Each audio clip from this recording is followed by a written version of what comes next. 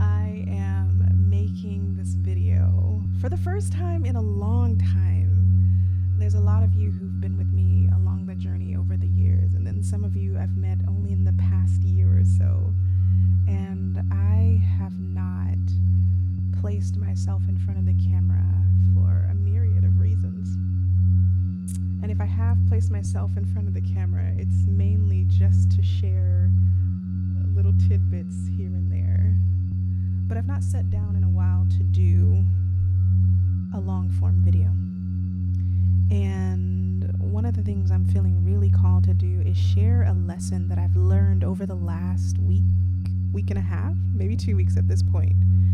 And I decided to bring you along for the journey of the lesson in hopes that maybe it can inspire you or make you feel relatable to me in some way. And perhaps whatever it is that I'm going through, you can also find the lesson in it for you as well. And this lesson is about having sustained freedom. And one of the things that I've learned is that there are aspects in my life that I've made a ton of excuses for when it comes to sustainable freedom. And I want to talk about what those are in this video today.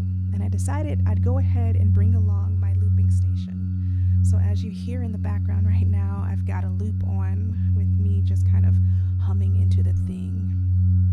And I'm going to see how I feel. I absolutely feel nervous about recording because this is something makes my heart jump and my hand shake, and I figured, well, I guess I'll go ahead and do it since I'm nervous about it. So just grab a cup of tea, do whatever feels good to you, and just sit and listen as I tell you the story of what it means to go from someone who is practicing sustained freedom through the pathway and through the lens of discipline. Let's test my sound here.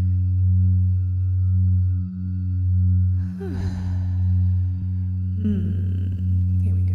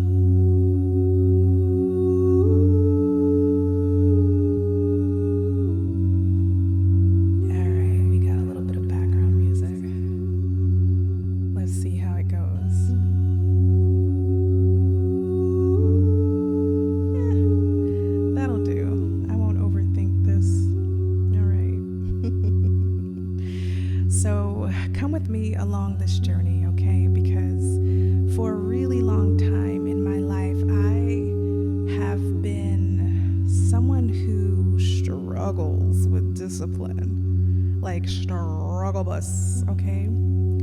And one of my highest principles and values in life is to have freedom. And the other value is pleasure.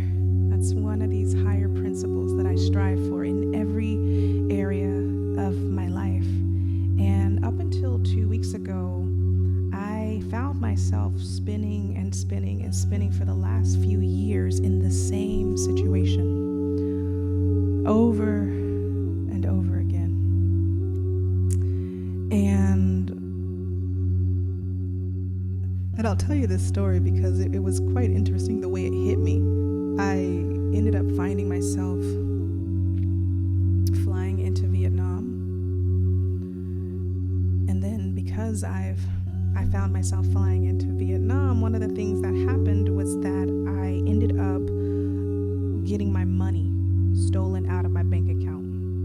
And it was a large amount of money that I had never had stolen out of my bank account before. And it made me think about the energetic leaks that were happening in my life, because up until this point, there was always something that kept happening, one thing after the other thing after the other thing. And then this one just kind of slapped me in the face in a moment where I literally had to surrender to whatever it was, because that money wasn't coming back until much later. And so I took a little Blue Lotus and I got sad and scared and upset and felt conflicted about what to do and how to do it. But what I didn't know it was that it was going to be a blessing in disguise, and that it was going to crack this code on the inside of me that I've been having as this like hidden prayer in the background. And the code that it cracked inside of me was the part of my story where it was now time to step into discipline. Because up until this point, I consider myself to have been an undisciplined pleasure seeker. That's what I called myself in that moment. And when that word hit, my mind was like, oh my God, I've been undisciplined. That's it. The reason why I've been having so many health challenges, the reason why I can't stick to something long term, the reason why I've been struggling with one thing over the other was because I wasn't operating on a foundation of structure, and I wasn't operating on a foundation or a heightened muscle of discipline, self-discipline. Now, I'm not going to overgeneralize, because there's many moments in my life where self-discipline was at its highest peak. But one thing that I knew that was true about me was that I really liked the easy way out. The thing that was going to keep me getting closer and closer to the pleasure source. Whatever was going to be easy is the path that I wanted to take. And every time that I would hit up against something that would require effort, it would make me feel exhausted. I don't know if you can relate to this, but I would get to the point where I would do something that would require my effort and I would feel exhausted. My body literally would go into fatigue and I would feel sleepy. And because of that, I would go, I need a nap. And so whatever it was that I wanted to do, whatever it was that I wanted to create, I just kind of pushed it over to the side, because I was like, I'll get to it another time. This is too much. I'm too tired. I can't do this. And then I would spin around in my head, judging myself and complaining that I can't do the thing that I said that I wanted to do. And how many of you know that lack of self-compassion can make you even more exhausted? I mean, because I was judging myself. I was like judging hardcore. And because I was judging myself, I danced in this cycle, in this pattern of going from being undisciplined to self-criticism, undisciplined to self-criticism, wanting an escape and not getting an escape, and just feeling like I'm trapped in this life that I created. And I'm supposed to be out here traveling the world and living beautifully, and still finding myself not quite reaching the goals that I wanted. Now, this is after years and years of being able to reach certain goals. I hit a burnout point 4 years ago. And from that burnout, it was because I was doing, but I was doing without structure. And I was forced physically to die to that part of myself and rebuild from the inside. And I think that's the birth that I'm in right now. Like the birth of learning to have a love affair with discipline. The rebirth of learning how to have a love affair with structure. And what I found was that freedom isn't quite sustainable if discipline and structure aren't the two hands that keep it all together. Because while I could get pleasure inside of all of my choices and actions and movements and decisions and all of these beautiful things, it was fleeting. And it would feel like everything that I had that felt good and right would just slip out of my hands. And I was right back to where I started. And so over the last several weeks, I've been asking myself some pretty profound questions. And I wrote them down here so that I can remember, because I want to share those questions with you. One of the questions that I asked myself was, who do I want to be? Who do you want to be, Ebony? And I decided, well, I want to be someone who knows how to have not only freedom and pleasure, but I want to feel at peace. I don't want to have to keep starting over from scratch every single time I do something or make a choice that leads to the next choice. I don't want to have to keep doing that cyclical dance. I want something that felt steady, especially because I love to be free and floaty. But even in the space of being free and floaty, I still needed a container to hold me, and a box that would keep me going. All right, this is your lane. This is what you choose to. This is who you choose to be in this lane. And from that is where you can create the most sustainability for yourself. And what that looks like for me was self-agreements and the actions to those self-agreements. Because you see, up until this point, I would break any agreement that I would put forth for myself, especially if I said, I want to do this thing over here. All of my friends know this. A lot of people who've talked to me and engaged with me over the last few years have known this about me.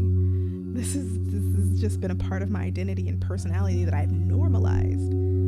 I normalized myself as somebody who just kind of goes with the flow and just does things on a whim.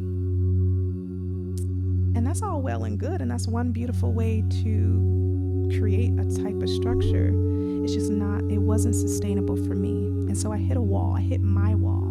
And my wall showed me that without self-agreements and without the commitment to those self-agreements and without the commitment to acting upon the agreements I set for myself, then I was out of integrity. So I was like, integrity is also one of my values. So I had to go, oh my gosh, wait a minute. I'm not living up to the value that I set for myself, which is, if I'm going to do something, do it. If I say I'm going to, move in this direction, then move in this direction. Don't just talk about it, be about it. So the question still remained, who do I want to be? Who do you want to be, Ebony? And then the second question was, what is it that I need to unlearn in order to become that? And I need to unlearn the part of me that loves a quick thrill or a quick fix, or the part of me that, would have exhaustion every time I would feel any sort of effort. Because my body was already overstimulated and overwhelmed, and so it felt like every time I would put more and more things in it, I would just feel maxed out, oversensitized, and I just couldn't keep going. And that's a real true feeling, and I don't want to rush behind that, because that feeling is what got me to this point. Because I had to go, enough is enough. At some point I'm tired, I'm maxed out, and I can't keep hitting the wall. I can't keep hitting the edge, and I can't keep saying I'm overstimulated and I'm tired of being tired. That don't work anymore. So I had to create some non-negotiables inside of my self-agreements so that I could start taking action. And by the way, this video is one of those action steps. Just saying, throwing it out there. So who and what do I need to unlearn in order to become? And then the last question that I had for myself was, what do I need to learn or admit to myself so that I could become the thing? And one of the things I had to admit to myself was that I need accountability. I do well when I am contributing to the whole of something. I just learned this about myself. I didn't know this. especially when my money is involved. I realized that when I am a contributing member to a community or a family or a person, it inspires me to do well because they rely on me. And before I was like, that just seems stupid. Like, Ebony, you should be able to do this by yourself. Like, you shouldn't have to be some contributing member to something in order to do it. But I was like, no. Actually, why are we denying that aspect of ourselves? Why not just lean into the fact that this is our knowing for right now? That may not be true, 5 years from now, but for right now, it's true for who we say we're going to be. So if we're moving into a space where we're becoming the disciplined pleasure seeker, a sustainable freedom creator, then we need to know what actually works for us. And what works for me is having accountability partners. Not making excuses that, I was going to do this with this friend, but we never got to it because we both were kind of just feeling like, and then we never planned for it. It's like, no, do it. And so some of you may have read on my stories that I, signed up for this thing called Focus Mate and loved it. And it's going to be part of my routine. So I'm taking action. I'm building structure, because one of the things I don't want to do is burn out once again. I feel like I'm coming back out of the burnout, and I'm reminding myself about what it looks like and what it feels like to rekindle that inner flame inside of me once again. And it feels really good. So I'm trying to turn chaos into creation. And I'm not trying, I'm actually doing. Or better yet, I'm being about it more so than doing it. So if my story resonates with you, and if you are someone where this is your story too, share it down in the comment section. Let's clean up ourselves so that we're not creating a type of freedom that isn't going to last for very long. Because what I now know is that freedom without structure is a recipe for excessiveness, addiction, overindulgence, illness, chronic fatigue, chronic stress, chronic overthinking, chronic everything, chronic illness.